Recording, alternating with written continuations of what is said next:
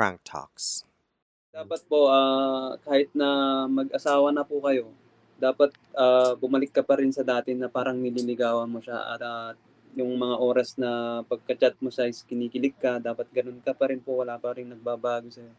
When it comes sa panliligaw po is, dapat hindi mo pinipilit yung sarili mong niligawan mo yung babae dahil gusto mo lang siya.